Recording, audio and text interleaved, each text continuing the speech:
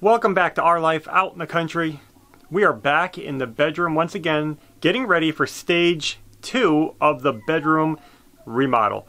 We're basically overhauling this whole room, and last time we gutted all the paneling, the closets, everything that could come out came out. Now I'm ready to start pulling insulation down. So today I'm going to be working alone. Ashley is going to stay with the kids, and I'm going to be in here because it's going to be messy. Doesn't really need to be 2 people in here. And insulation is not fun to deal with. I have a plan. I've been thinking this over and reading your comments. A lot of great comments today, guys. There's been some comments of taking this insulation, which I'm going to be replacing all of this. So we got to take all this out of the wall and get rid of it. It's all pretty clean. And what we're going to be doing is pulling all the insulation out, building the walls out a little thicker and replacing it with a 5.5-inch mineral wool insulation. But instead of bagging all this up and throwing it away and taking up space and have to pay to get rid of it, what I'm going to do is take all this fiberglass out of the outside wall and I'm going to put it in the inside wall. Here's why I want to do that. Because the interior walls of the house actually have a lot of room in them. This is the center wall of our double wide. So there's quite a bit of depth in it. And I could probably fit 2 bats back to back inside that wall. What that will do is help create a noise barrier between the rooms. You might even hear some noise right now. But it'll help create a noise barrier, and it gives the insulation a place to go without throwing it out. So my goal today is get rid of all this, move it over here. And the ceiling, I'll have to see the condition of it, but I don't know how much I'm going to fit. That's our goal. Just clean out the insulation, move the walls over, and then pull the ceiling insulation down and see what we're working with up there.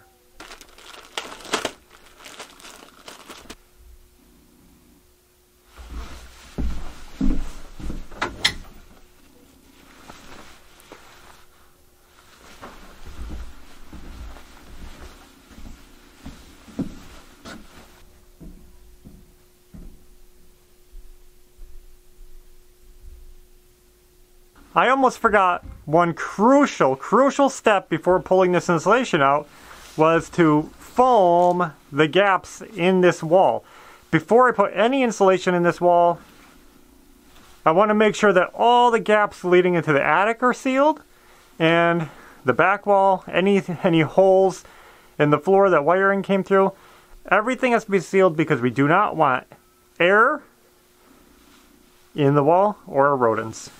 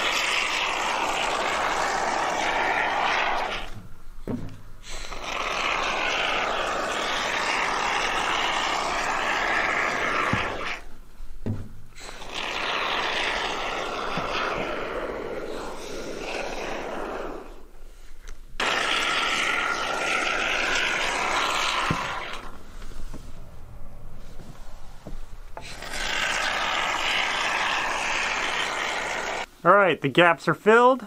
Now I can get to putting the insulation in there.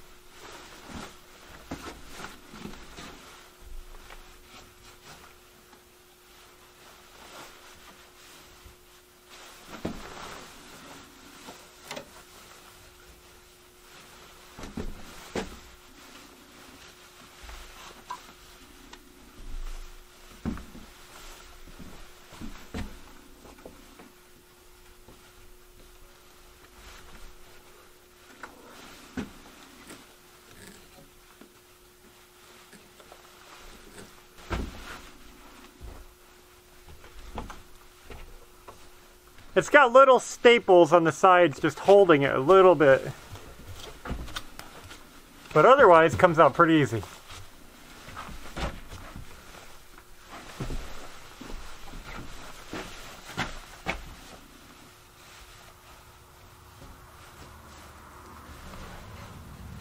This old insulation looks pretty good, but it's so flat and thin. We're probably lucky if it's even R11.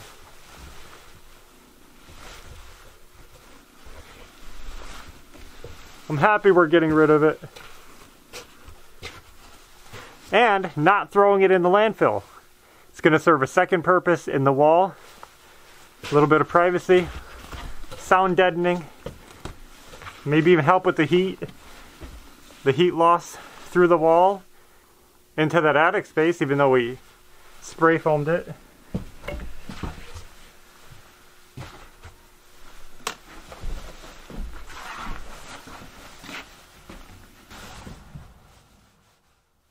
While I'm working, Ashley decided to join me so we could talk about insulation.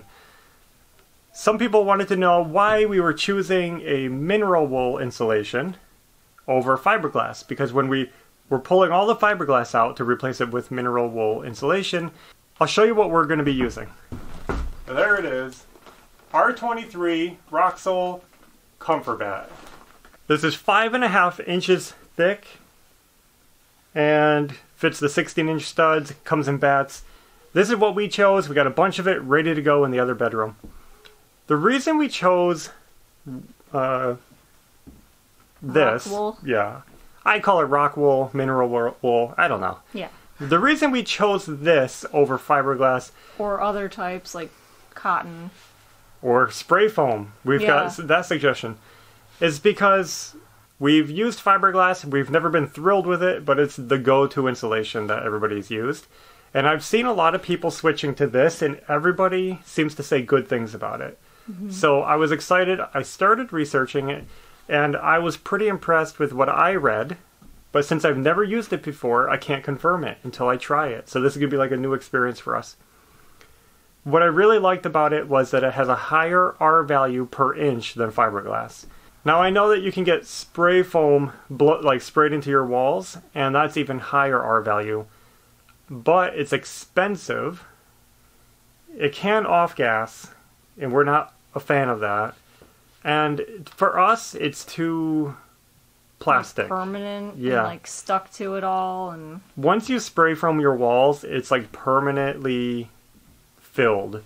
And I don't like that permanent feeling of I can't fish a wire through the wall. I can't change something later. If I wanted to put a phone line in, it's going to be full of spray foam and I can't fish it through easily. It just doesn't sit right with me. And I try to think about the future of the house. If somebody wanted to gut it or change it or get rid of it, all that spray foam has to go in the landfill and it's just plastic. It's kind of gross. I know this would have to be thrown away too, but it almost feels better. It's made from rocks. Yeah. Just because of the cost and just the difficulty of working with spray foam, we wouldn't go with spray foam. And this seemed like a good middle ground of higher R value and easy to work with. It's also more dense than fiberglass. It's not as soft, so it doesn't compress as easy. It'll keep its R value, and it's easier to work with. Another thing I don't like about fiberglass is that if it gets wet, it gets disgusting and it loses R value. But this rock wool is supposed to, or mineral wool insulation is supposed to repel water. It's not supposed to get disgusting like fiberglass does. And the same with the rodents. You saw the rodent damage that we had in our wall with the fiberglass. This is supposed to be more rodent resistant than fiberglass. Fiberglass is like nesting material for mice. And if they get into it, they love it. They tunnel through it and everything. And I think the density and just the makeup of the rock insulation is not as friendly to the mice. So all in all, I see it as a better product. That doesn't mean anything, it's just my opinion. Yeah. I'm looking forward to trying something new. Oh, and one more thing. It's more fire resistant than fiberglass. This will help restrict the flow of fire in your house if you ever have a fire better than fiberglass. I like that. Yeah. So safer, easier, nicer. Brings it up to our value. Yeah, it just made sense for us, and that's why we're using it. So we just wanted to talk about that and let you guys know what we were thinking, why we went this route. There's so many options depending on where you are in the world, where you are in the country, of what you're going to use. For us up here in the north, just maximum R value for a reasonable cost was what wins for us. Yeah.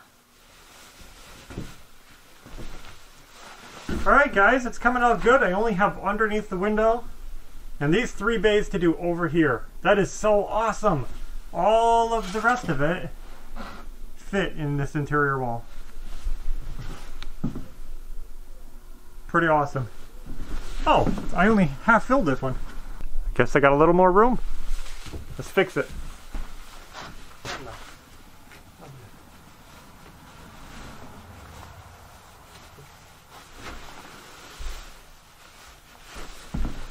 Two more to go.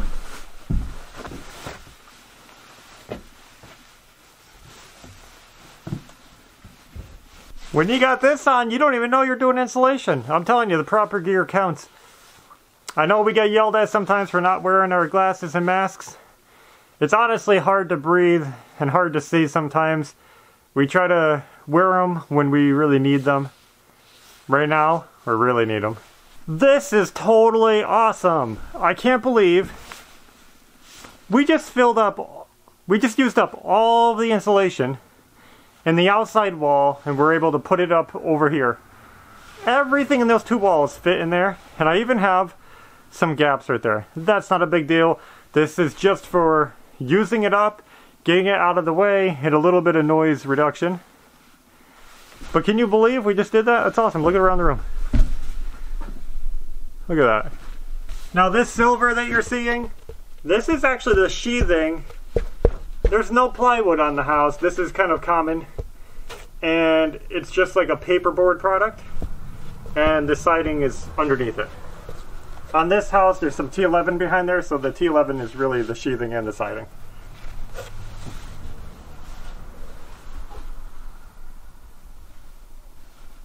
Again, yeah, we have to put a light switch in, we have to put an outlet in, stuff like that, but that's going to be minimal disruption. At least we know we got rid of that. Now our attention turns to the ceiling. All of this is coming down.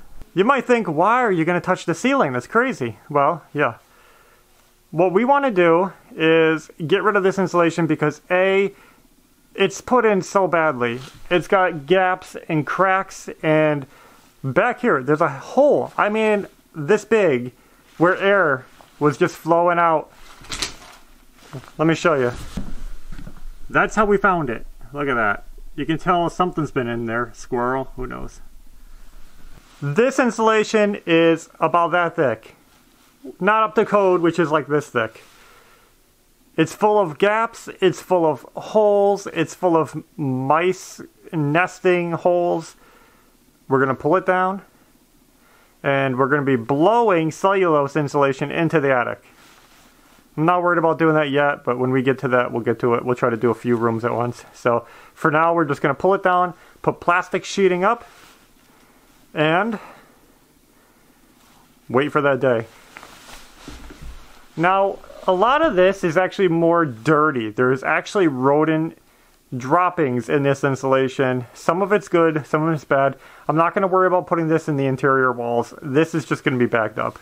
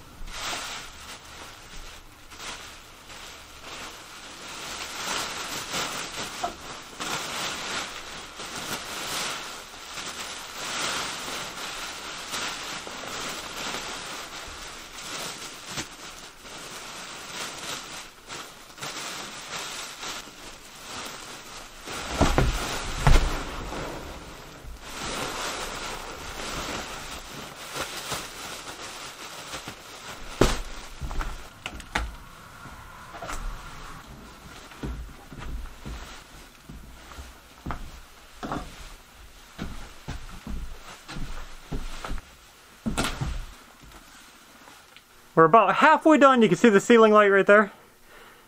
And I ran out of bags.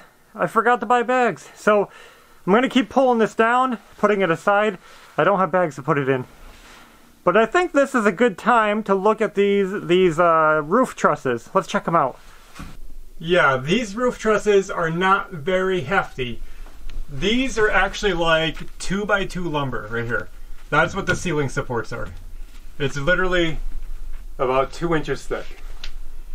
And you can see some 2x2 uprights. And that looks like a 2x3. So the roof is 2x3s and 2x2s. And you can see that it's not very strong looking, I guess we'll say. The decking is in better condition than I expected, so that's good. But I do have a plan for this. I'm not going to attach drywall to these. I do not trust these to hold the weight of drywall. They may, but I don't trust them.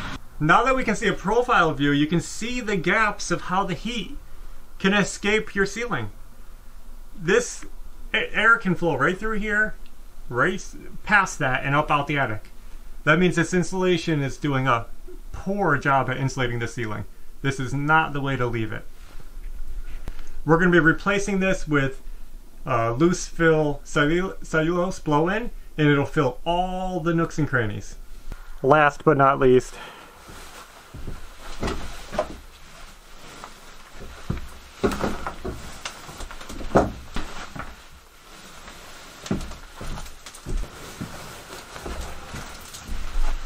I think we're done. Look at that.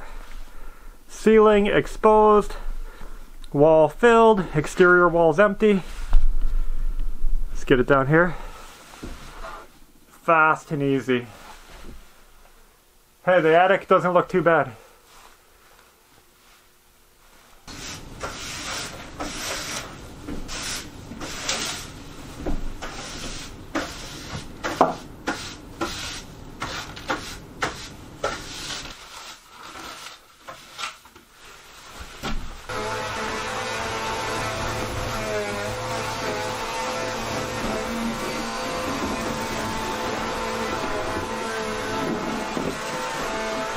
Now, just so you know, this is not our regular house vacuum, so don't worry. This was actually left here by the previous owners, so we thought we'd make use of it, and it actually makes a really excellent shop vac. Why not? So we keep this one for the dirty work and our vacuum for the rest of the house. Guys, we're done. What else can we do today? Look at that split. That's why I'm not hooking the drywall to these. That's pretty bad. Well guys, I guess that's all we have for today. At least we got the insulation done, ceiling opened up, walls ready. The next step of the job, stage 3, is the lumber. We're going to start facing out the studs on the exterior walls and also sistering up these trusses and the ceiling to kind of sturdy everything up. That'll take some time, so we'll do it in another video. Hope you enjoyed the video, and until next time, take care.